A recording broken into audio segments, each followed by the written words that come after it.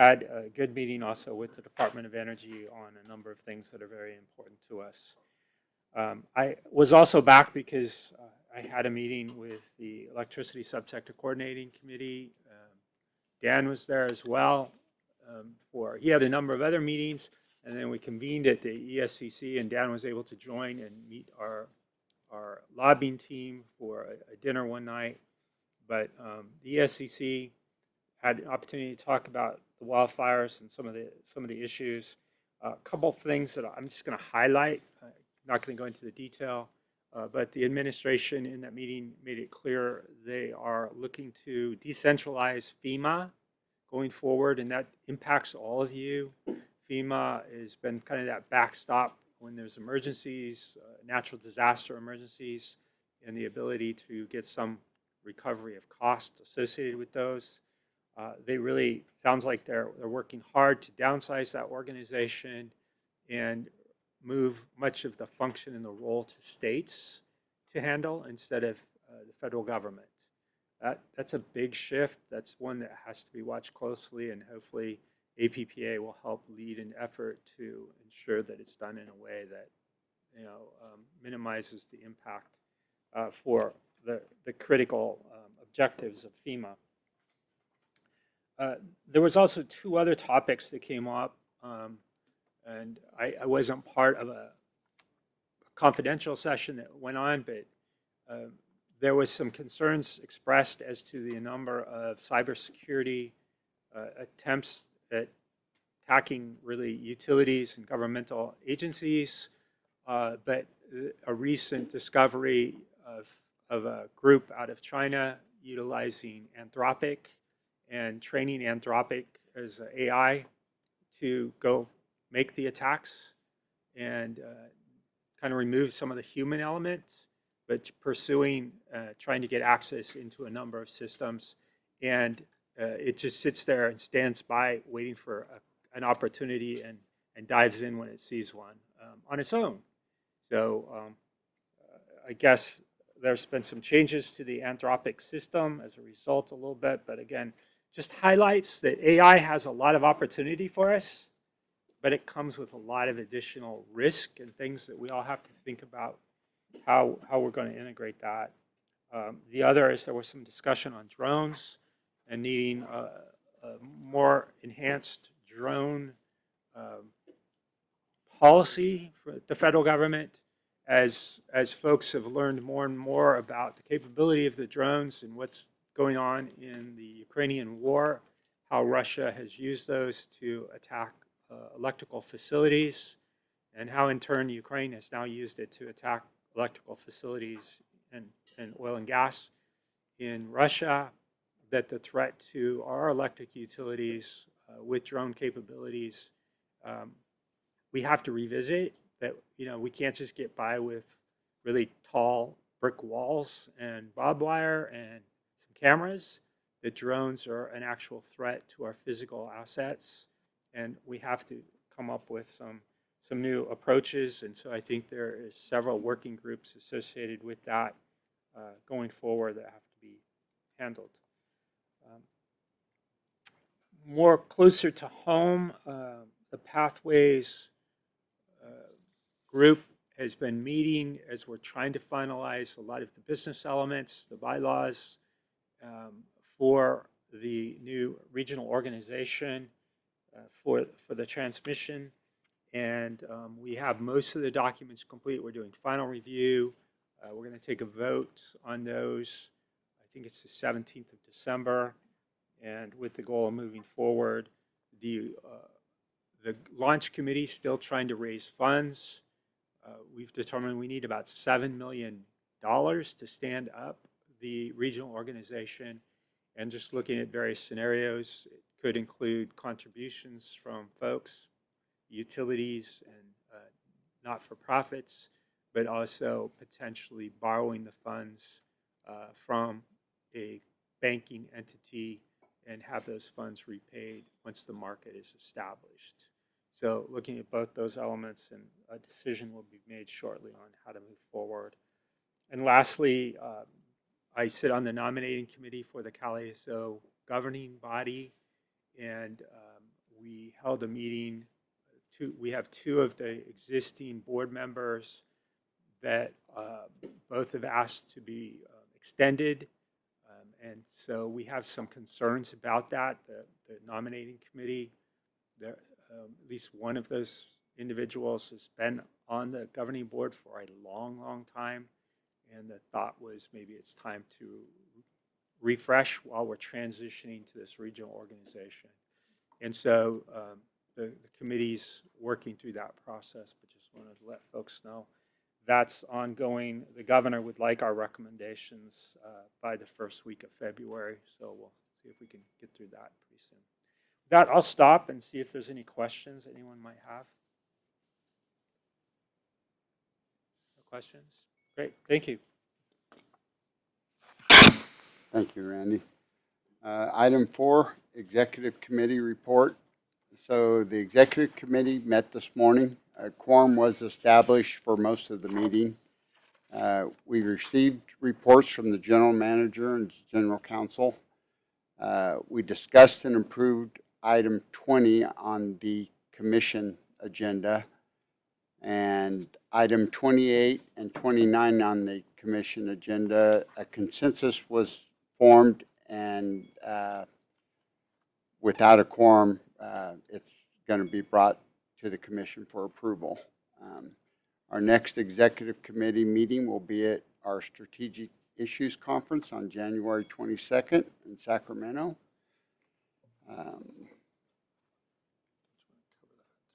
Yeah, I got it right here.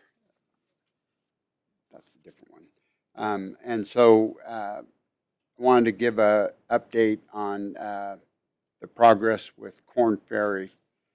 So we've finalized and executed the agreement with Korn Ferry as the executive recruitment firm. Korn Ferry has officially begun the outreach and engagement process. Intake interviews with the executive committee have been completed and are in the process of being scheduled, which they're done. The next steps, November 24th to 26th, they continued stakeholder outreach. December 1 through 5, review and finalize position profiles and begin candidate sourcing. December 8th through February 9th, Korn Ferry will actively source and assess candidates. Regular progress updates will be provided to the executive committee and full commission.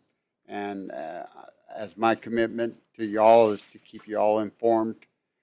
And then the report out from closed session today was direction was given to the labor negotiators. And with that, are there any questions concerning the executive committee report? All righty, thank you. And item 4 or 5, facilities. Great. Thank you, Mr. Chairman. The Facilities Committee did meet on November 5th to consider a few items that are listed on your agenda today for your further consideration. The Facilities Committee did establish a quorum, and so they provided a formal recommendation for approval of items number 15, 17, and 18 that are listed on the consent portion of your agenda, and also provide a recommendation of approval for items number 21 and 22 that are listed on the discussion portion of your agenda. I'm happy to answer any questions you might have regarding that. Otherwise, that concludes my report. Any questions for Tony? Hearing none. Thank you. Thank you. Item 6, finance. Thank you, Mr. Chair. The Finance Committee held a meeting on November 18th, during which PFM, our financial advisor, provided the members with an update on the status of the financial markets. NCPA staff also shared the actuarial results of our other post-employment benefits, commonly referred to as OPEB, as well as the agency's PERS pension plan. Our OPEB plan reflected a funding status of 102%, in which the committee confirmed for NCPA to continue budgeting the normal cost of this plan. The PERS pension plan continues to show increases in the required funding level, reflecting a funding status of over 69% compared to 54% back in 2016 before we started. This group confirmed the 15-year amortization plan. By a majority vote, the committee confirmed for NCPA to stay on the 15-year amortization plan for budgeting of the unfunded accrued liability. Lastly, the committee discussed item 14, the delegation of investment duties on the consent calendar. And if I can share this, I rarely do this, but I really felt that this was important to share with you because NCPA is holding approximately $400 million of yours that we have invested into the market. And I just wanted to spend a minute to share a little bit of this, of our investment portfolio. As being stewards of public funds, the first thing you have is your investment policy, which complies to the government code, the 53601. We took that policy and took it to the California Municipal Treasurers Association a couple years ago and had it certified as a policy that is best practice. So once you have that, I call that your rule book. And then once you have your rule book, then agencies can decide what is the strategy to deploy those investments into the market. The strongest thing that, or an objective that you have to do is safety, which is the preservation of principal, liquidity. This is making sure you have enough funds, cash, to meet expenditures, as well as a yield or the return of the investment. So one of the things you have to do at this point is decide, first off, even though safety is our number one thing, we have to figure out how much liquidity does this agency need to have. We are much different than a city, where the city, mainly on the general fund side, is dependent on property taxes that come in twice a year. NCPA is very unique that we send out these bills on a monthly basis, so it's almost like a revolving door of payments, receipts, payments, receipts. So we are much different than a city. But that said, the first thing you have to decide is, well, how much cash do I have to have in order to meet monthly obligations? And you have to ask yourself, how do I do it? So one of the options you can do is you can look at your budget. And so for us, it was $564 million, and you can divide it by 12 and say, well, based on this, I need $47 million on average per month. And it's like, okay, but we know that being that we're in a commodity market, things shift up and down, we true up costs on a monthly basis, that's probably not the best way to do it. So the next thing we look at, and I've showed this before, these costs, the CalISO costs, the energy costs, the fuel, and you look down here with the PG&E, these can have major swings. This happens to be, $77 million we budget, only $28 million expensed for the year. That would mean that we're holding on to your money longer than is needed. The reverse can happen, to where if we only budget 77, but we run the plant or fuel's higher, and that's $128 million, we're not going to have that kind of money sitting there in order to make those payments. We have to factor that into the equation. So one of the steps we do is we look at what has been our monthly cash flow. If you look back over a 2-year period, that's falling within the range that I had set on the initial slide, between 40 and 60 million.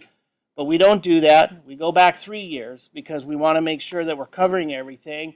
And look at that. When you go back 3 years, and this was the anomaly of the market, we had almost $120 million go out in 1 month. And it's like, holy smokes, and this is why we prep the portfolio to where we can absorb shocks and hits like this and not have to sell an investment at a loss, because that's career suicide if you have to do that. So this is how it's structured. So this is what we go into setting the objective. So the first thing we need to look at, and this is using the September portfolio, it's in the treasurer's report that is in your monthly packets. So if you look to the left, this is the cash we're holding, 0 to 7 days in length, 120 million, perfect.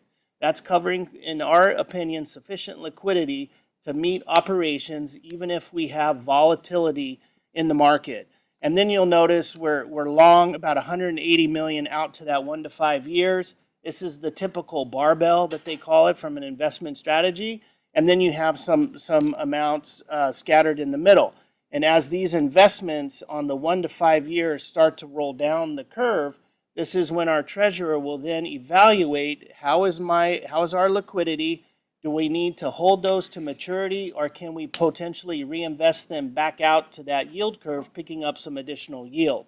And that's a strategy and a discipline that Sandra does on a daily basis. She is so committed to this portfolio. She does an outstanding job with it.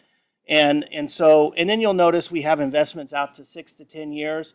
And most investment portfolios limit you, especially the government code, to a 5-year maturity unless the board authorizes it further. These are the decommissioning reserve funds that we're not going to be using for decades.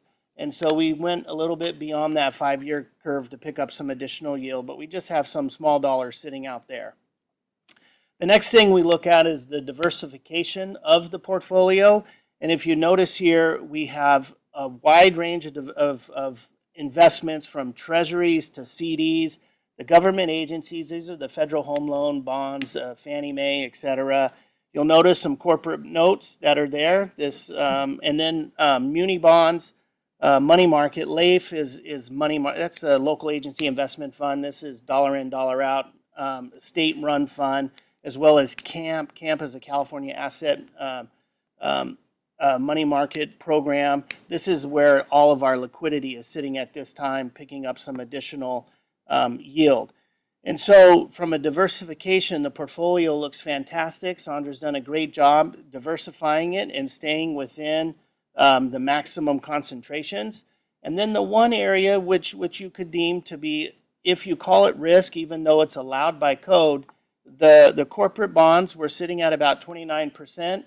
And when you look at that next, she has this, I feel sorry for the staff that has to book these investments, but she has these corporate bonds no greater than 2.75% of the portfolio in any one. Our limit is 5. She's half that, and really less than that in the majority of the corporate notes. All of these are highly rated, A or higher. And so she has this just so diversified and not concentrated in any sort of way that's going to provide any sort of risk to the portfolio. And so I wanted to share that with a little bit of and then the last thing is, from a sector standpoint, she has this really broken out between the financial, technology, industrials, healthcare, consumer, communication, basic materials. I mean, it's just so well laid out that she's doing a great job. And I wanted to share that because once a year we bring this item before you to delegate those duties to her. And sometimes I question saying, well, how do they know that she's doing a good job? Because you're sort of taking it for face value, being on consent. I just wanted to share this, that in my opinion, she's doing a phenomenal job. And with that, this item was recommended for the commission to be approved. That's item number 14 on the consent calendar. So our next Finance Committee meeting is scheduled for February 10th, and that concludes my report. And see if you guys have any questions. Any questions for Monty? Hearing none, and be sure and thank Sandra. Absolutely. Okay, legal? Yeah, I'm just trying to get a mic here. So the legal committee met on November 6th, and we discussed a few of the items that we'll be discussing in closed session today. And we also discussed, kind of a nuance of the energy efficiency programs, and that is that some of them do require prevailing wage, and some do not. So just trying to really cut those definitions very carefully. This becomes a contracting issue when we're using the support services program. This issue really came up through Emily LeMay and the work that she does on the customer program side to really identify, how to deal with these differences. So if you're working on, we're going to have further discussions about this, but in single-family residential, you may be able to, under certain programs, not have to comply with Department of Industrial Relations registration and prevailing wage. But if you're working on commercial, you may have to do that. So we're really trying to work through as the attorneys and with an ad hoc committee, how we can structure agreements that allow for those differences. Because sometimes if you're working on an energy efficiency project and you have to pay prevailing wage, it may be too expensive. So that by the time you pay for the upgrade, it doesn't, your energy efficiency payback isn't sufficient to pay for it. And so then that doesn't encourage people to take those actions. So we're having further discussion on that, and we covered that in the legal committee, and we'll be continuing to do that in future legal committee meetings. Our next meeting is in January. I believe we're close to the 15th due to the schedule with the holiday. Does anybody have questions about the legal committee?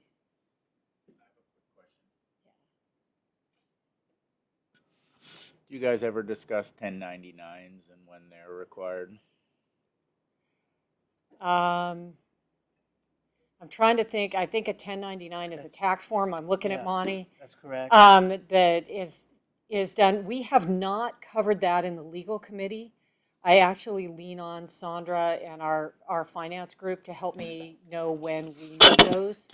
But we can, if My that's understanding, something. those have to be provided by January 31st. And And there's we- a dollar. Yeah, Threshold, those are related to when you're giving an incentive to a customer. Yep. Some programs that exceed a threshold that you have to issue a 1099 as a benefit to the customer that they would have to file on their taxes. I don't know what the threshold is now, but that would be probably not the legal committee, but it would probably be our customer programs committee under Emily to talk about that a little bit more. Thank you. But I know many of you have to do that. NCPA doesn't because we don't issue, efficiency funds directly to the consumer. Thank you. Thanks to those who know more about that than I did. Any other questions for Jane? If not, item 8, L&R, Suds, you're filling in for Dave? Hey, thank you very much, Chair. The NCPA L&R Committee met yesterday for its annual strategic planning meeting. We discussed accomplishments from the past year and our major initiatives for 2026. Thank you to all who joined us for this discussion, which lays the groundwork for our engagement at the state and federal levels in the coming year. The next meeting of the L&R Committee will be held February 18th in Roseville. This meeting is our annual budget workshop, where we will develop our fiscal year 27 budget to align with and support our strategic goals. We're looking forward to 2 important policy and committee events in January, where hopefully you can plan to join us. Our first annual strategic issues conference will be held January 20th to 22nd at the Clinton Sawyer Hotel in Sacramento. We've confirmed several distinguished speakers for this conference event, including the Assembly Member Bruce Rogers,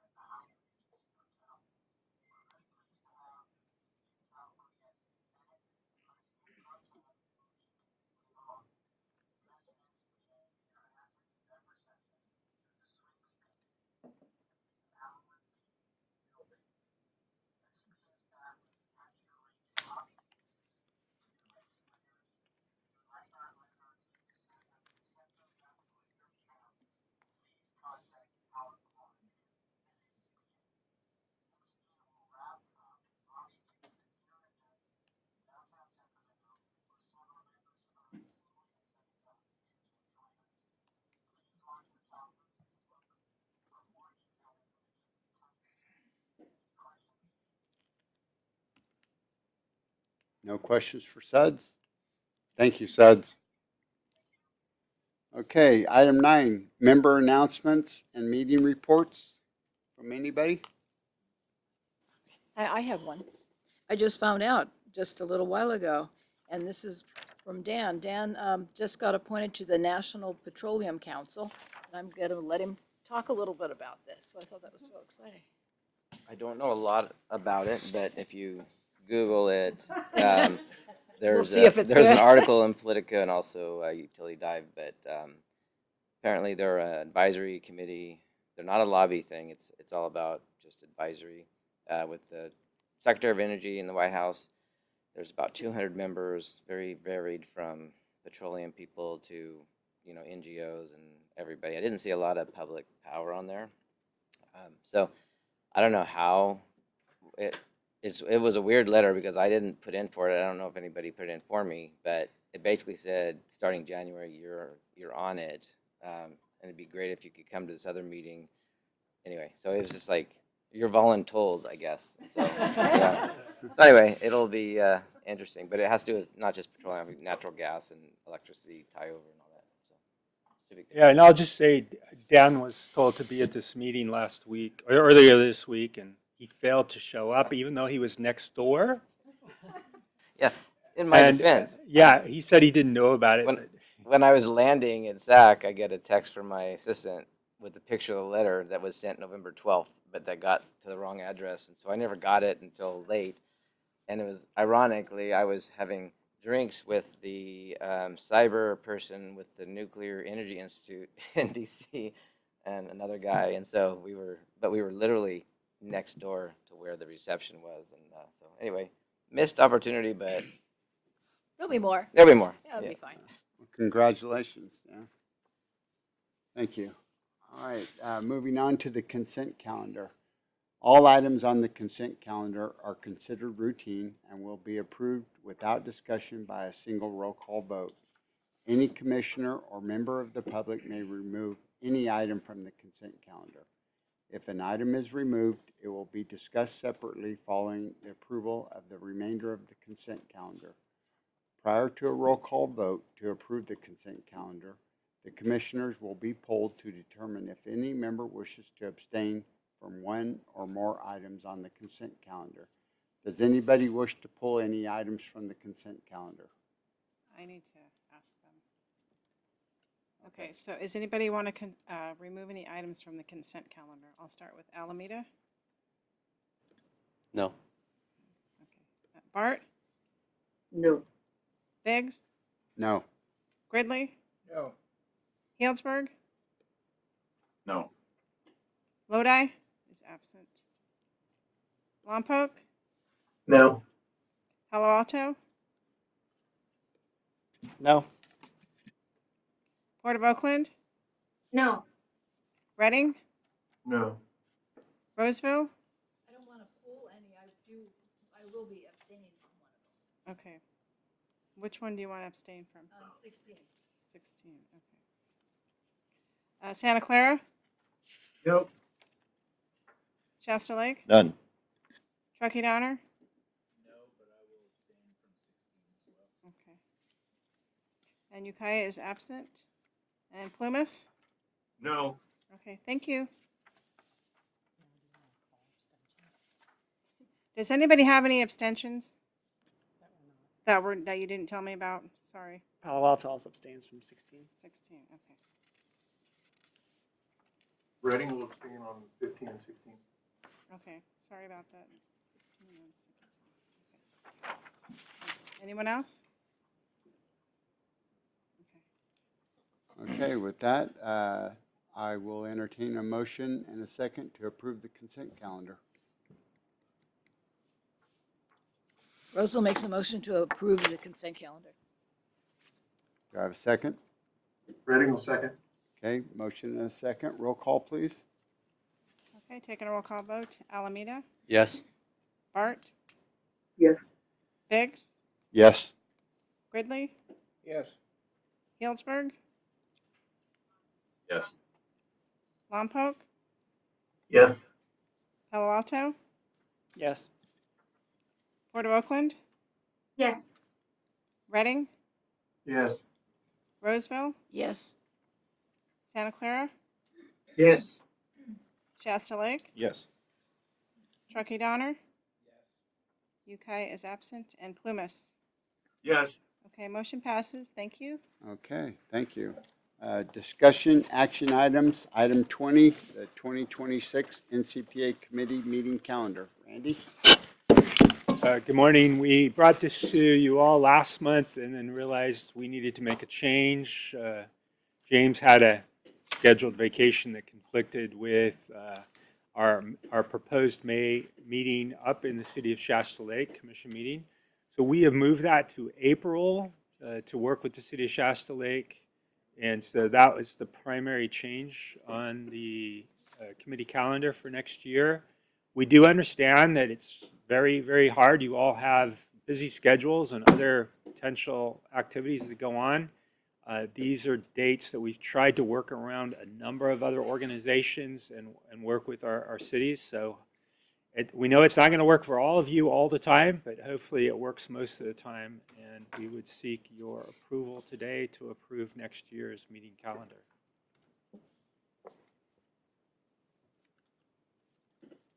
Any questions for Randy?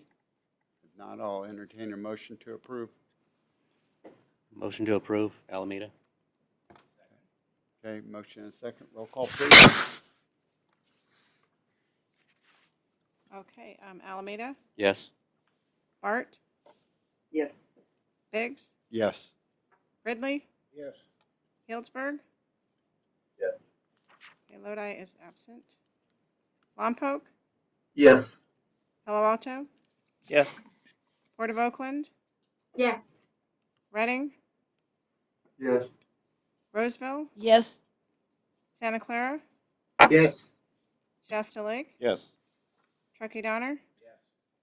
Ukiah is absent. And Plumas. Yes. Okay, motion passes. Thank you. Thank you. Item 21, Resolution 25-138. Michael? Good morning. So we'll start off. We got a lot of fun things today. We'll start off talking about the effluent pipeline that brings water up to the geysers. So first page, we'll just show you a quick map of what the project is. In the upper right quadrant, you'll find the Northwest Treatment Plant where Lake Osan treats their sewage and turns it into wastewater we could use. The red pipeline runs along the lake. Along the way, it stops by the lake intake pumps where it picks up fresh water and then continues on down to the southeast treatment plant. And then from the southeast treatment plant, it gets pumped up the hill over to us and Calpine for re-injection into the earth for water supply to make steam for our operations. Next slide, please. In this package today, we've got 3 agreements that we'll be looking for approval on. 2 of them are one of them is an amend and restate, one's an amendment, and the other one is a new agreement. We'll talk about each of those. Next slide. First one that's an amend and restate is between Calpine and NCPA. This is our joint operating agreement. It lays out the terms for how the operations and maintenance and cost sharing of the steam supplier section of piping is going to be maintained, and that NCPA is currently responsible for the O&M of the piping and the pump stations. It defines the cost sharing at 50% each for each party on the fixed cost, and then electrical costs are split based on how water is delivered. Next slide. This is just a picture of one of the pump stations that we operate. This is the Bear Canyon #1 pump station, and that's what helps bring the water up the hill. Next slide. So on this, on the new pieces of this agreement here, it's got an expiration date of September 17th, 2053. It incorporates terms related to the new Yolo County Flood and Control and Water Conservation District contract, and we'll get into what that contract is in a minute. It also adjusts the price that Calpine is paying. Our original formula had a fixed rate at $7.50 per megawatt hour to compensate for the renewable energy credits. That has gone from a fixed price to a floating price, and it sets the terms as to how we figure out what the market price is for that. So it gives a small benefit to NCPA going into a market price because the market price is currently greater than what that fixed price was. Next slide. So then we also did some cleanup. There's this concept. It's called the C-bill. The terms of that ran out per the agreement as it was previously. So we just removed that section from there. It was no longer had any function. And then we've did some administrative cleanup for how we manage the invoicing processes. Next slide. So overall, there's nothing in this particular contract that's particularly new cost. But because of the way we changed the way we're calculating the RECs, there is a slight benefit to NCPA. So we are, based on current dollars, we're expecting our cost to decrease about $27,000. That'll be picked up by Calpine. Next slide. So this is the joint operating agreement. So this is the one between Calpine, Lake Osan, and NCPA. And it, again, outlines the cost sharing of the CGEP project, but now it's covering Lake Osan's portion of it and how the steam suppliers that compensate Lake Osan for the maintenance on that piping system that they maintain. Next slide, I've got a couple pictures here of their systems. So here is the southeast pump station that pumps the water, starts the pumping water up to our side. And the next slide shows their reservoirs that they have where they store their water. And so the next slide, so this particular contract then has an expiration date of 2051. It includes the northwest wastewater treatment facility, pipeline to the southeast treatment facility as well. That's a new section in there. It updates the agreement. Originally, the agreement did have a Yolo County contract in it. It was strictly between Yolo County and Lake Osan. And because of this new agreement that's been added, the references have been updated and make harmonious with that new agreement. And we've done minor things over the years. Cost of equipment has increased. There's been inflation. Originally, we had a $5,000 threshold limit where they'd have to seek authority to do maintenance. $5,000 doesn't really buy you a lot of stuff, so it starts really bogging down work. We proposed to change that to $25,000 so they can actually get some minor work done without having to slow down to ask for permission each time. Next slide. And so we're going to ultimately at this point pick up the all the operations and maintenance costs for the fresh water taken out of Clear Lake. There is no benefit to Lake Osan for that. They don't use it. It really is a reasonable ask when they came and said, hey, you guys need to pay for all that. We're getting nothing for it. There's some additional cost sharing to Lake Osan and a fixed $100,000 a year with an escalator of 3%. It offsets Lake Osan for various other capital improvements. And we also made adjustments to emergency repair work limitations as far as when they need to make emergency repairs, and that's also up to the $25,000. So based on the next slide, based on the additional costs associated with this agreement, we expect that to be on the NCPA side of things to be about a $79,000 increase in operations costs. And that includes the $100,000 a year. And the next slide, finally, the new agreement. So ultimately what we were doing for the last 25 years or so is we were getting lake water from Yolo County's supply at no cost. They were giving it to us for free. They decided that giving us their supply for free wasn't really in their economic interest, and they wanted to sell it to us. Again, as a reasonable ask. They based their rates based on their rates within their district. And so we've got this new agreement now where it's going to be a new cost to us to purchase water. We'd already planned for that in the budget, so we're covered there. And so it will have an effective date of May 1. That's an important piece. So we've been working to try and get this done. So it's going to be a little bit backdated. So our water calculations will start based on May 1 of this year, so a few months back. Got a 25-year term, but there are some options in there for renegotiating terms and conditions at years 15 and years 20 to an expiration date of May 2050. There's some interesting little nuances that we put into this one, whereas before we had a hard cap and we had at the top and we had a hard cutoff if the Rumsey gauge wasn't met. We've now got some new optionality in there where if the water year is a pretty good year, we could ask for additional water above the cap and pay for that at an additional cost. Or even if there's a drought year and they have water available to us, even though the Rumsey gauge didn't meet it, there's an option to be able to purchase at a higher cost water during those drought years. Those are all very dependent on coordination with each other, but at least we now have options to do that. The next slide just shows some of the variable rates. So depending on the acre feet that we're taking, there's a variable cost to it. So the initial 4,500 acre feet starts at $90 an acre feet. Then from 4,500 to 6,000, it's $95, and it moves up through there. Again, it's nice because we do now have options during drought years to continue to supplement. Next slide. So we've got an annual payment that they want, a fixed annual cost, $100,000. It again also is adjusted 3% each year. However, we are not liable for the payment during drought years or when they suspend deliveries due to a force majeure event. Drought years are declared when the lake water is below 3.5 feet on May 1 of each year. Our first annual payment of the $100,000 is for year 2025, and it's due within 30 days of execution of this agreement. So that's the backdating piece there coming in as well.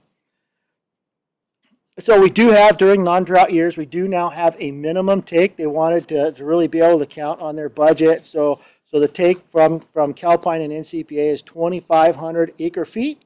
And if we don't take it, we still pay for it anyway. The take can be reduced by to 1,250 feet or 50% if either NCPA or Calpine has a force majeure event for 90 days or if they're in bankruptcy or receivership.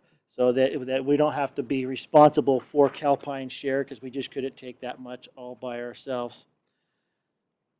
And again, just a little touch on the drought years. The price for drought water at drought years is a premium at $125 per acre feet, but it does give us optionality. We're not obligated to take it if we didn't want it during a drought year, but it's nice to have the option. There is a minimum, though. If the Rumsey gauge does drop below 3.22 feet, then we're just cut off. It's a hard cutoff. So it's nice to have some options in there for this. All right, and then so during the non-drought years, we must declare our intent to take excess water by September 30th, and then we'll be obligated to a minimum take or pay volume of 500 acre feet at a cost of $150 per acre feet. And in addition, we will have a new water diversion meter that we'll be installing that meets state requirements so they could get real-time monitoring and meet their obligations for reporting our fresh water extraction. Next slide. So if we look at the costs, these are just show what our potential costs are under the YOLO agreement, depending on what type of years it might be and how much water we're taking. It's anywhere between $186,000 to $310,000 for the water. If you consider the value you get out of that in the steam, it's a pretty low cost, but it's typical water rates that they have within their district. Next slide. So overall, the whole CGAP system under these new contracts, including the stuff that's already part of our budgets and plans and normal costs, we expect to range between $1.6 million to $1.9 million a year. The environmental analysis, take a look at this. There's no direct change in the physical environment. It's not a project for purposes of CEQA. We just have the ongoing maintenance. It's already been contemplated under CEQA activities and is exempt under the different codes identified here.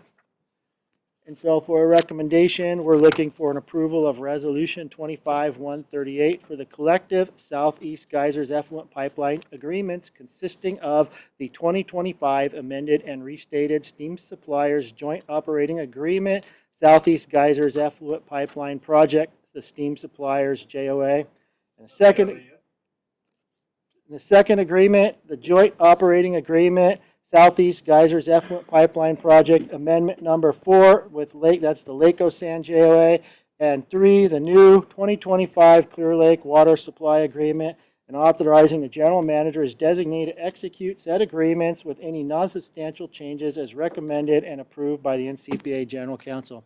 And these agreements have been through the boards of Laco, San Agnolo, and approved there already. Any questions on these? Mike, aren't we the last party? We are the last party, yep. Any questions for Mike? Suds? Yeah, this is Suds. Here in the Bay Area, recycled water is about half the cost of fresh water, potable water. Is there a strategy? I know the fresh water has less TDS, so it's probably better for the injecting. Is there a strategy for how we're going to use recycled versus fresh? Yeah, we take all the recycled water we could get, but now that we've got a new limit on the fresh water, we're going to ensure we're targeting to make sure we take those minimum takes there. So it's just going to be a balance of hitting the minimum plus all the recycled water needed. Generally, what happens when you get into the rainy season, the Laco Sand, they start really sweating because they start running out of storage room. So they'll be pounding on us to take everything we could possibly shove down there to drain their ponds so they don't spill over.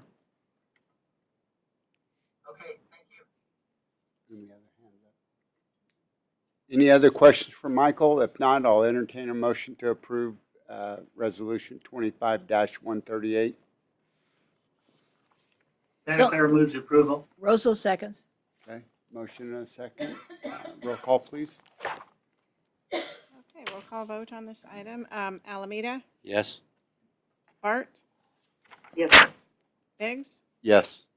Ridley, Yes. Healdsburg, Yes. Lodi is absent. Lompoc, Yes. Palo Alto, Abstain. Port of Oakland, Yes. Reading, Abstain. Roseville, Yes. Santa Clara, Yes. Shasta Lake, Abstain. Truckee Donner, Abstain. Ukiah is absent, and Plumas.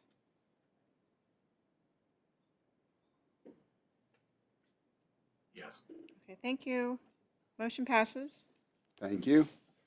Resolution, item 22, Resolution 25-139. Michael? Okay, so we had previously talked to you about what our plans were, kind of a strategy for the relicensing of 11197. This is the transmission line permit that goes from Collierville and Spicer Meadows. So let's take a look at what we got in here. So we talked previously with Facilities and Commission on it to lay out what our plan and strategy was. Next slide. So again, the 111-197 is for the generator tie lines. There are two other licenses associated with this project. One is for the upper project, and one is CCWD's 2409 for the powerhouses. The license needs to be renewed. You need to start the process at least 5 years before the license expires. The expiration is in 2032. We've already started this work under a small amount. We've bid and awarded the first phase, which is preparation of the notice of intent letter, the pre-application document. And so next slide kind of shows the schedule on this. And in the phase 1, the yellow is what we've been working on this year, and that work is nearly complete. Approval of this will move us into these next phases. So phase 2 in 2026, we would be selecting our relicensing methodology, which we're recommending here is the integrated licensing strategy, just because we think that it will lock down any of these ongoing study requests. It does make it much more difficult for people to bring in and request studies on an ongoing basis where you just never seem to end. And we will then be submitting that PAD and NOI and then start working out the rest of the coordination. As we roll into the 2027, we'll be developing our outreach and study plans. Going into 28, we expect approval of the study plan and then begin year 1 studies. And then in 2029, we're expecting to wrap up with year 2 studies and the final submittal of the application. And so next slide, a lot of these on this next slide cover what we just talked about in the schedule, but some of the studies that we're thinking about there in the lower left corner include the like bald eagle aerial nest study or vernal pool mapping. And so there's a number of these different different birds that we'll be concerned with the transmission line that we'll be studying. Next slide. So the cost of the project, the $152,000 we're already working on, but we're rolling it into here so we have the total cost of this project to be approved. With the relicensing coordinations, $300,000. We got first-year studies and second-year studies. We do have some contingencies already put into this, but we're looking at $752,000 is what we need approved to move on this job. Next slide. So we had anticipated higher costs on it. We did collect $1.3 million through our capital development reserves between 2025 and 2026. So the money is funded for this already. We'll probably just hang on to the balance of that for now until we get a better understanding if any cost will be outside of the contingencies we've anticipated. Next slide. So this is the environmental process. So entering into this contract and doing work doesn't need any action. But this will be a FERC process, and we're going to have a parallel sequel process on this. And at the conclusion of those, you will have a FERC license that you will ultimately need to take action on to cover. So that is where we are going on the environmental process. Next slide. And it's just a continuation of that thought. And finally, we're looking for an approval of Resolution 25-139, authorizing the FERC project number 11197 Collierville and Spicer Meadow Transmission Line Relicensing Project, utilizing the integrated licensing process and delegating authority to the general managers designee to award bids, execute agreements, and to issue purchase orders for the project in accordance with NCPA purchasing policies and procedures without further approval by the Commission for a total cost not to exceed $752,000 and authorizing $752,000 from the Capital Development Reserve, with these funds to be incorporated into the hydroelectric budgets from fiscal year 26 to 29. Any questions? Any questions for Michael? No hands up. Hearing no questions, I will enter. Oh, any public comment? Hearing none. I will go ahead and entertain a motion to approve Resolution 25-139. Rosal approves. Makes the motion. Okay, I have a motion and a second. Roll call, please. Okay, roll call vote. Alameda, Yes. Bart, Yes. Yes. Biggs, Yes. Gridley, Yes. Healdsburg, Yes. Lodi is absent. Lompoc, Yes. Palo Alto, Yes. Port of Oakland, Yes. Reading, Abstain. Roseville, Yes. Santa Clara, Yes. Shasta Lake, Abstain. Truckee Donner, Abstain. and Ukiah is absent. And Plumas? Yes. Okay, motion passes. Thank you. Thank you. Item 23, Resolution 25-120. Michael? Yeah, this one's an annoying project. It's one of those things, all things electronics, right? Electronics have such a short lifespan. I remember the day when you had a T1 circuit. I mean, you really had some internet connection. That was pretty awesome. But this is related to the T1 connection from LEC over to CalISO to operate the rig. And as with all things electronics, what generally starts happening is they use all these different integrated circuits that they plug onto these boards to operate the equipment, and then the manufacturer stops making the chips that goes in, which means you lose the boards and ultimately you lose spare parts. And ultimately what AT&T has come out and said is we're no longer able to sustain operation of T1 circuits. We don't have parts for it anymore. We got a letter from CalISO saying you need to get off the T1 circuit. We're changing everything over. And so we said, sure, we can do that. We contacted AT&T to go to the next thing for the ECN network, and that was a fiber network. And unfortunately, fiber is not at our fence line, so there's a large expense to get fiber brought to the facility. So we did anticipate this, and we've got a budget of $1.25 million for this fiber connection. On the next slide for the environmental analysis, it's a two-part environmental analysis. There's a little bit of work. Oh, you could go one more slide down. So you could go ahead and there's a part that's within the fence line that NCPA has to work on for equipment at our end of the site, and that is what are we saying here? It's a minor modification, and so it's within the license that we already have. It is considered regular routine maintenance at the facility. There's a second part of it, which is AT&T's work. AT&T is responsible to the California Public Utilities Commission for their aspects of the CEQA analysis, and they will be following that through the PUC. And so they are responsible for complying with those requirements on this project. With that, we'll have a recommendation to approve Resolution 25-120, authorizing the LEC AT&T Circuit Migration Project and delegating authority to the NCPA General Manager as designee to award bids, execute agreements, and to issue purchase orders for this work in accordance with NCPA purchasing policies and procedures without further approval by the Commission for a total project cost not to exceed $1,250,000 to be funded from the approved fiscal year proposed capital projects. And on the final note, one of the problems we have out there is the thieves coming to cut all the copper wires. It'll be nice to be on fiber out there, so we'll probably improve our reliability quite a bit once they cut through the fiber and realize it's worthless the first time. Any questions on this project? Any hands up, Carrie? No questions for Michael? If not, I'll entertain a motion to approve Resolution 25-120. Santa Clara moves approval. Do I have a second? Biggs will go ahead and second. Roll call, please. Okay, roll call. Alameda, Abstain.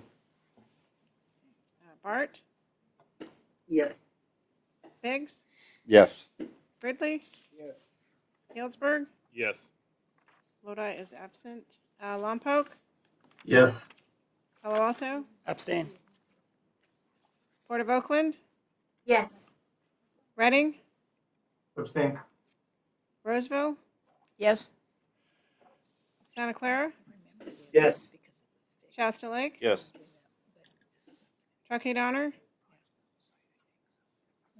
No, he's absent. Ukiah is absent. And Plumas. Yes. Okay, motion passes. Thank you. Thank you. Item 24, Resolution 25-135. Monty? Yeah, so, Mr. Chair and members of the commission, this item is being pulled from action. There will be no action requested today, but rather informational. I want to introduce this item and provide some background. Many of you saw this yesterday, so this will be just an informational item. Not often do potential munis approach NCPA looking for membership. The last time this occurred, I think, was back in 2015 when Shasta Lake approached NCPA looking for membership. They were eventually admitted in 2016, so it's been almost a decade since we've had a formal application submitted to our agency. So like I had mentioned, the Lassen Municipal Utility District, commonly referred to as LMUD, did submit to us an official membership application as well as a $10,000 fee. The services that they're requesting are just the legislative and regulatory L&R services. Really, their focus is on regulatory compliance. They're very much interested in the wildfire issues that many of us are experiencing today when it comes either whether it's mitigation or the legal sort of inverse condemnation that occurs. They are also very interested in our efforts on the CVPIA completion.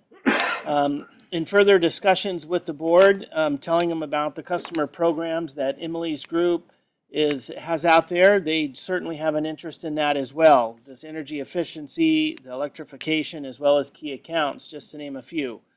And so it's just L&R that they're looking for today. Nothing at this time for power management or looking to join any one of our projects. We've had some extensive discussions with our utility directors on those dates there. lot of questions, a lot of what's going to framed in the presentation that you'll see today. And then following that November meeting, we felt like there was enough at least to bring to the LNR committee, which was done yesterday. And then at that meeting, it was agreed upon to have it as an introduction to the commission rather than have it as an action item at this time. And I'll explain why when I get to the end. So for those who, where Elmud is located in the northeastern sort of side here of California, Pluma Sierra, our member to the south, Surprise Valley to the north of them. So they're really up there in this, what I'll consider it's District 1. You'll see who currently today is the representatives from that area, Doug Lamoffa, Megan Dolly, and Heather Hadwick. Their board members are listed here. I don't know any of them specifically, but in discussions with the GM, if Lassen is accepted for membership, the GM, Nick Dominguez, would be the one representing Elmud at the commission meetings, is what I was told. When I started looking taking a deeper dive into Elmud, their vision, mission, priorities, and goals are very similar to what all of you, and including NCPA, has today. Supporting the community, providing safe, reliable, and sustainable service. On the mission, I highlighted some of these items which we all talk about almost daily: reliable service, reasonable cost, safety, the community, having a skilled and valued workforce. And then on the priorities, we talk about these, monthly, from grid resiliency, power supply, as well as our external relations. Diving into their utility statistics, they have about 11,000 customers. About 86% of them is residential. So it's really heavily weighted on residential, mostly tribes. When you look at our membership, they're going to fall right in between Truckee, Donner, and Plumas, which is where I would expected them to be based on their location. Retail sales, 123 gigawatt hours, peak demand of almost 30. Smaller utility, employee count of 33, broken up, between management as well as maintenance and ops, and their union is IBEW. Looking at their org chart, it's structured very similar to all of us, where you have your customer or your ratepayer at the top, followed by your board of directors, your general manager, and then, as I consider it, the horizontal wing of your sort of back office business manager to the right, and then on the left they have the engineers as well as the superintendent and field crew. So structured very similar to all of us to some degree. On their power supply, they don't own generation facilities. They are largely PPAs. They're a WAPA full load customer with just 0.67% share of the output. They do have a Honey Lake Solar PPA, as well as some other resources in development, most specifically Nevada Geothermal. Like many of you, they do market purchases. They have this backup power, which is great, but not ideal from a cost standpoint because it's quite expensive compared to WAPA. On the scheduling side, WAPA does their scheduling today. They have this current transmission line that is currently under construction, and if and when it's done and interconnected, UAMPS will probably take over as the scheduling agent. From an RPS exceptions, they do utilize these cost caps to delay timely compliance. When we looked into their rate adjustments, like many of you, they've had increases over the last sort of 2-3 years. They've had a 5-cent total rate increase since December of 22nd. They do have their board approved these half-cent rate adjustments in 26, 27, and 28, something that the rating agencies certainly like. I have their numbers listed there for reference. When you look at the average residential bill that Mike Bell Consulting puts together on a yearly basis, I personally can't quite back into his numbers because I don't have his spreadsheets, but looking at Shasta, Biggs, Gridley, Ukiah's rates and comparing it to what Elmud has, they're going to fall in between there somewhere, so about in the middle. with their rates based on this 750 kilowatt hour month use. So about in the middle. From a stakeholder standpoint, as I mentioned before, their largest one is the Susanville Indian Rancheria. As I mentioned, mostly residential accounts of the tribe that's in that area. They do have this casino and travel center and various other facilities that's operated around that casino. There is the Banner Lassen Medical Center as well as the Lassen Community College. We looked into, they did have a recent bond deal back in October of 21. It was a $20 million deal to fund a $40 million project to build this skedaddle substation and 60 kV transmission line. And that's, as I mentioned before, that's going to more than likely change their balancing authority from the Cal ISO to NV Energy. And their goal is to try to, more reliable, cost-effective transmission service.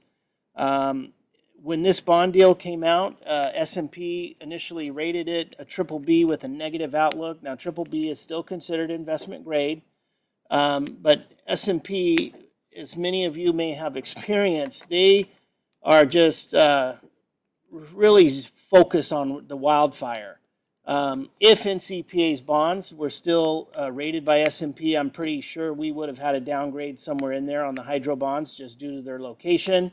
Unfortunately, Moody's and Fitch don't take sort of the same view as S&P. But that said, when you look not even 1 year after these bonds were issued, S&P came in and upgraded them to stable because their financials indicate that. But unfortunately, with the Palisades fire, they, as long with 6 others, did get downgraded to a negative outlook due to that fire. And so they just were, unfortunately, just one of those entities that were in the high wildfire zone and just got tagged for it. In regards to that substation and transmission line, the skedaddle is estimated to be early 2026, but NV Energy is going to be at the end of the year before that occurs. When we looked at their financials with their rate increases, we see operating revenues increasing consistently, which is what we would expect with rate increases. Operating expenses, again, less than operating revenues, which is key. You'll notice a little spike in 22-23. That was the 1 year that we had the anomalies in the market, December, January, and February, when the natural gas costs blew up to like $55 an MMBTU. So that has stabilized, but from a net revenue standpoint, generating more, I should say, I'll call it an operating margin greater than their revenue expenses, which is great. On the reserve funds, I did notice how on earth did it jump from 11 to 24 million? That's just unusual. Digging through their financials, they had a restatement from 1 year to the next where they had a non-current asset of a construction fund that was restated to current, which is why there was such a big jump. I have a feeling some of that was tied to the bond deal because rating agencies love reserves because it then reflects your debt service coverage ratio. Their bond indenture, you need to be 1.25. They're significantly north of that. And when you factor in their reserves as the backstop, they're well above that threshold.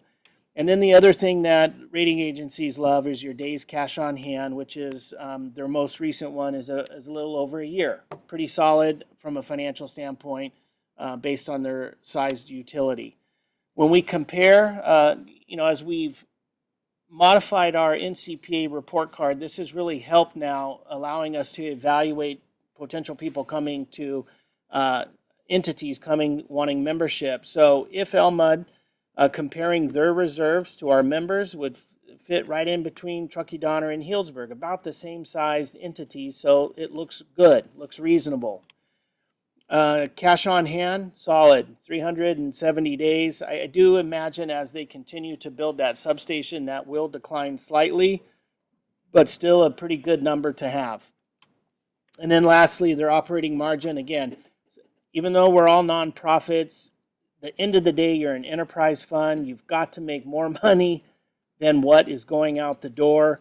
It's just something I'd just like to monitor. Right now, they're retaining 25 cents of every dollar of revenue that is received. And so it's, again, showing that they can absorb any sort of potential volatility in the market. And again, what I consider very decent operating margin at this time. So we looked at some other considerations. Wildfire, they are in CPUC's Tier 2, which is the elevated risk due to their location and just probably the sheer cost of it, because we experience this too, even though we're still able to get it, they're unable to secure liability wildfire coverage. And so in exchange for that, they've been very proactive, very much like NCPA on the vegetation management, maintenance. They've increased their budgets. They've got grant money to help those efforts. They're not in PERS pension, which is probably a good thing. Their district sponsors their own defined contribution plan. They do offer retiree medical. Their plan is 63% funded with a $2 million UAL, so not too bad. And then from a legal standpoint, there's no legal or environmental liabilities. They do have an eminent domain proceeding in litigation, and then no deficiencies with state or federal mandates.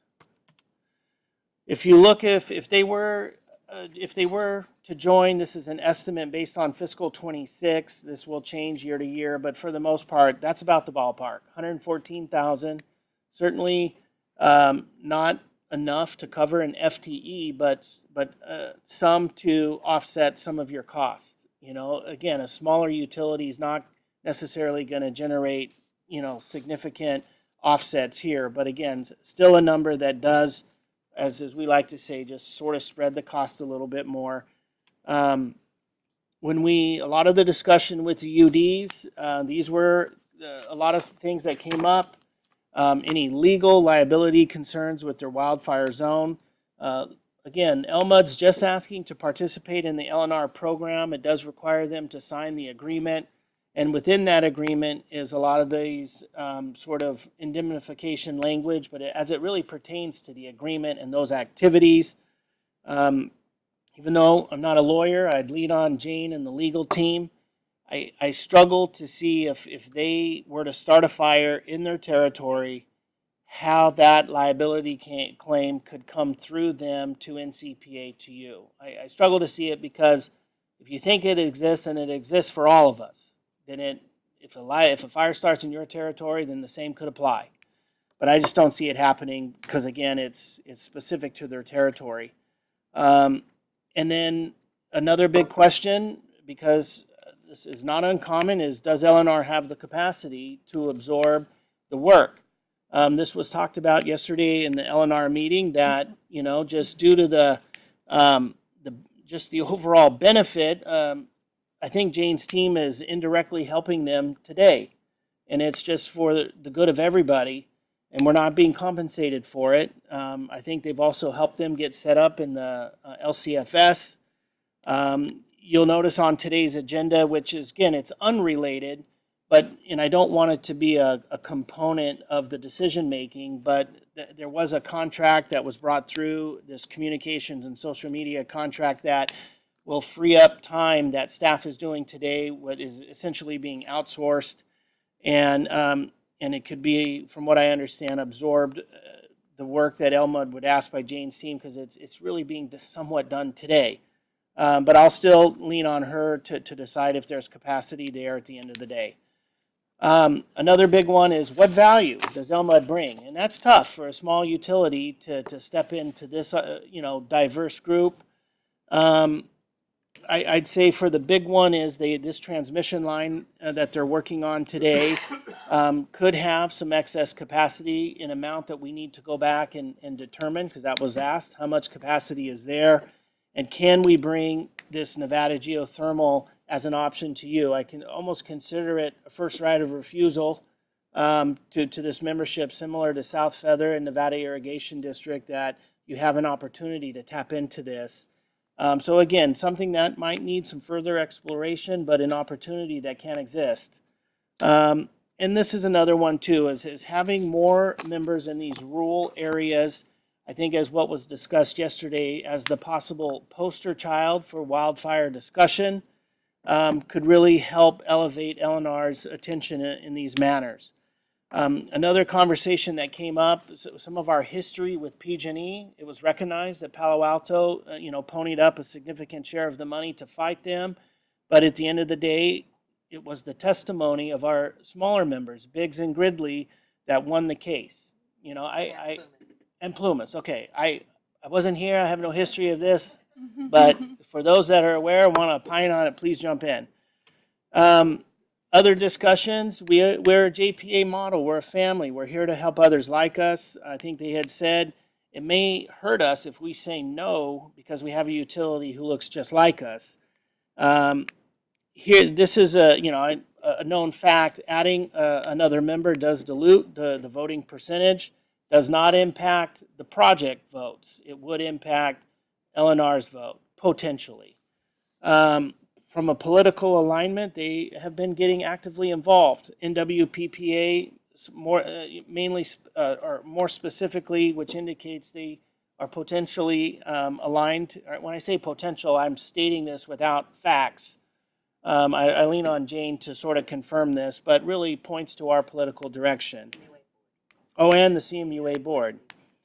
That's right. And then, and they've had some turnover here, and to my understanding, with the GM, will probably and could help with the stability. Nick Dominguez has been a longtime LMUD employee and has been, obviously up through the ranks and promoted to their GM.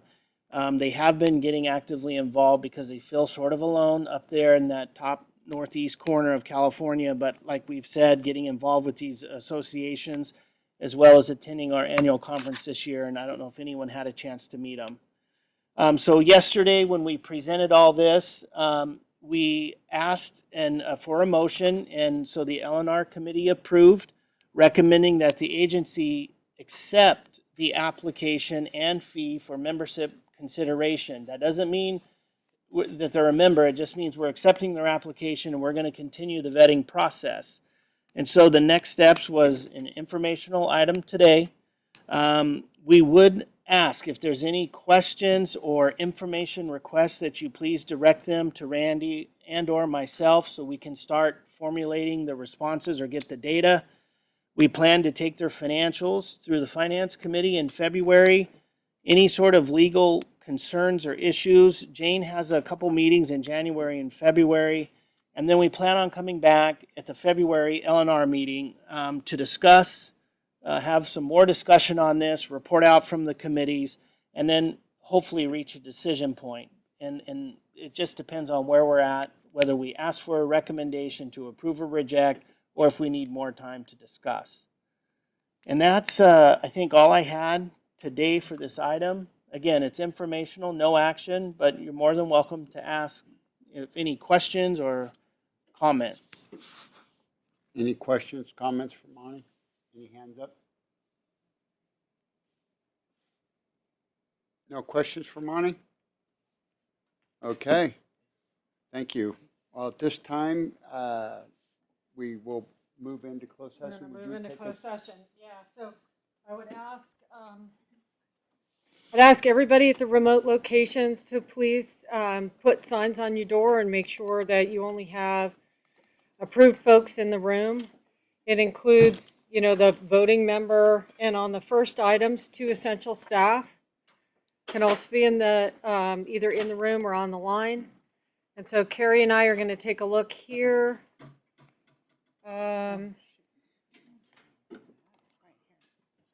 And we're going to start with the litigation matters. If, for those of you who know your essential staff for that, you can stay on or in the room. So Rodney's on the phone. Okay. He's- Yeah, Rodney could be your essential staff, right, Mike? Yeah, Yeah. perfect. Okay. And then we have Bill, he's with Plumas. Okay, yeah, that's Kaylee is fine. the alternate commissioner. For- Jared's yeah. alternate. They're all alternate. Everybody's, commissioners, okay. except Okay, for- yeah. okay, that's good. Okay, so we've got good, and then in the room, I think we're fine. I think we're good. Okay. All right, okay, so does anyone at the remote locations need additional time to get your signs on the door? Okay, I'm not hearing anything. No. Okay, that's Okay. great, okay. I'm going to Good. stop the recording now. So Yeah, can I so roll- we're now gonna stop the recording at 11:27 Okay. and 12:19. And at this time, NCPA's commission is coming out of closed session and going back into open session. Is everyone on the phone ready to go back into open session? Everyone signs off doors, everybody's clear? Yeah, Santa Clara is good. Okay, Oh, okay, great. Okay. All right. Thank you, everybody. Item 30, Resolution 25-142. Okay, so before you do that real quick, we have one reportable action from closed session, and that is that we provided direction to real property negotiators in response to item number 27 on the closed session agenda. That is all we have that is reportable action. Now you can move to item 30. Thank you very much. Okay, item 30, Resolution 25-142, approval of the Fourth Amendment to the amended employment agreement for Randy S. Howard, General Manager. Brenna? Thank you, Mr. Chair. So to start with, Carrie, thank you. Background, appointment and service. Randy Howard has served as NCPA's General Manager since 2015, providing executive leadership across agency operations, legislative and regulatory engagement, project development, and member services. The current employment agreement includes annual successive one-year periods through January 31st, 2026, unless notice is provided by either party. And as you are all aware, Randy previously notified NCPA of his intent to retire. At the request of the executive committee, he agreed to defer retirement to support leadership continuity during the GM recruitment process. And to ensure uninterrupted operations and provide stability through the recruitment and onboarding of the next general manager, the executive committee asked Randy to remain in his role into spring 2026. Next slide, thank you. So some discussion and decision endpoints to maintain stability during executive transition, retain institutional knowledge until successor is recruited and onboarded, provides operational continuity across major initiatives and legislative regulatory work. And then the salary adjustment is not precedent setting. The employment contract major amendments transition to month-to-month contract beginning February 1st, 2026. Randy's agreement converts to a month-to-month extension. It allows maximum flexibility while maintaining organizational stability during the transition. And then agency equipment upon separation from employment, the general manager shall be permitted to retain the agency-issued cellular phone and laptop identified as equipment. And then the salary adjustment, the executive committee has approved a 12% recognition and retention increase effective the first pay period in 2026. The increase is pension eligible, fully compliant with PEPRA caps, and limited solely to the extension period, i.e. it is not precedent setting for future executive contracts. It also recognizes Randy's continued leadership and the value of his staying through the transition. For the FY 2026 budget, the cost associated with the general manager's compensation change is covered within the current fiscal year budget. No budget augmentation is required. And then because Randy is a PEPRA member and is already capped at the current limit. And there's recommendations. The EC recommends a month-to-month contract extension, approve the amendment allowing the general manager upon separation to retain the agency-issued cellular phone and laptop, and it also includes a recognition and retention salary adjustment appropriate for the short-term extension. And so our request today is for approval and recommendation for the commission approval of the Fourth Amendment to the amended employment agreement for Randy S. Howard, authorize the chair of the commission to execute the Fourth Amendment to the amended employment agreement for Randy S. Howard, and authorize the chair of the commission to adjust the annual salary effective as of the first pay period in 2026. And if you have any questions. Any questions for Brenna? If not, I'll entertain a motion to approve. Healdsburg moves. Grandfather contract. Okay, we have a motion from Hillsburg. Do we have a second? Santa Clara seconds. Okay, I have a motion and a second. Roll call, please. Okay, taking a roll call vote. Alameda, Yes. Bart, Yes. Biggs, Yes. Ridley, Yes. Healdsburg, Yes. Yes. Lodi is absent. Lompoc, Yes. Palo Alto, Yes. Port of Oakland, Yes. Reading, Yes. Roseville, Yes. Santa Clara, Yes. Shasta Lake, Yes. Truckee Donner, Yes. Ukiah is absent, and Plumas. Yes. Okay, motion passes. Thank you. Thank you. Item 31, Resolution 25-143. Brenda? Yes, thank you again, Mr. Chair, and I'll just wait. Thank you, Carrie. Okay, so Janie Luckhart was appointed NCPA's in-house general counsel on May 1st, 2017, and has served as the agency's general counsel for more than 8 years. Since her initial appointment, the commission has approved 8 amendments to her employment agreement, reflecting performance, evolving organizational needs, and market alignment. The employment agreement requires the executive committee to conduct an annual performance evaluation, review compensation and benefits, and recommend contract amendments and performance goals to the commission.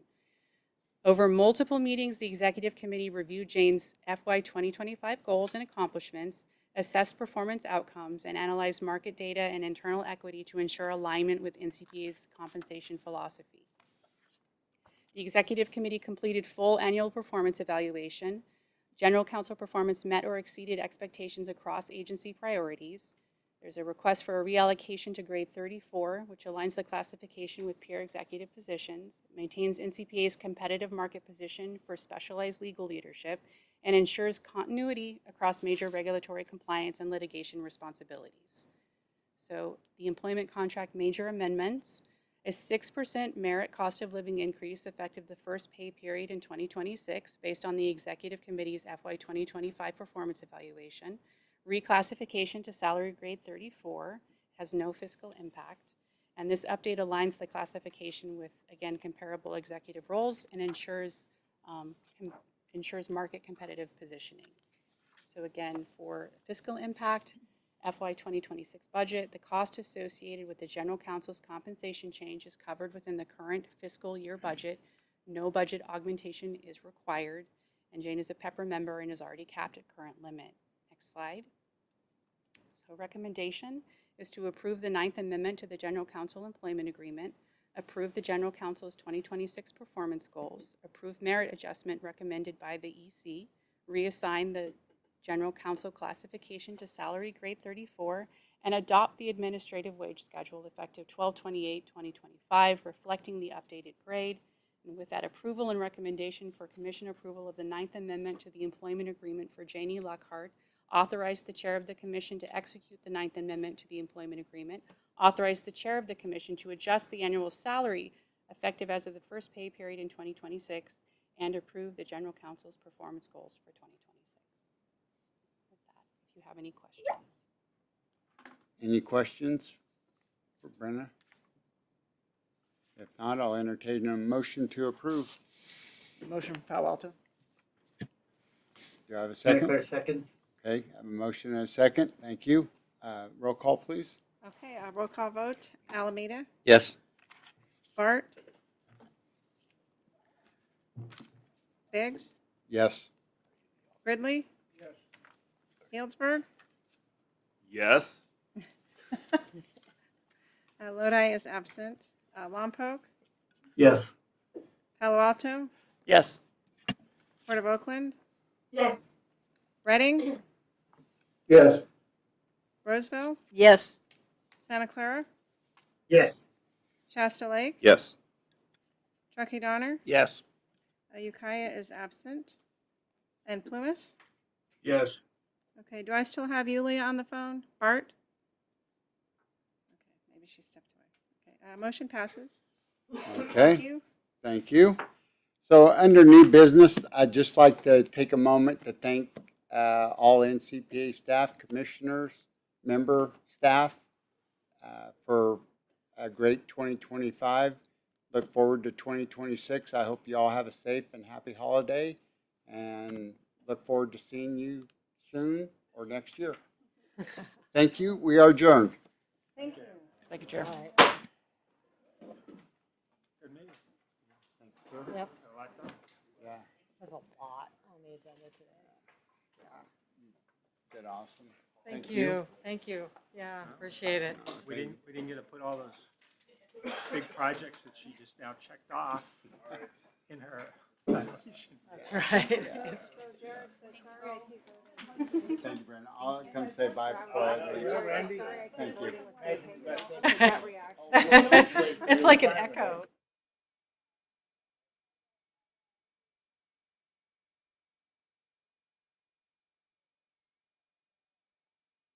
There's a lot on the agenda today. Did awesome. Thank you, thank you. Yeah, appreciate it. We didn't get to put all those big projects that she just now checked off in her evaluation. That's right. Thank you, Brandon. I'll come say bye before I leave. Thank you. It's like an echo.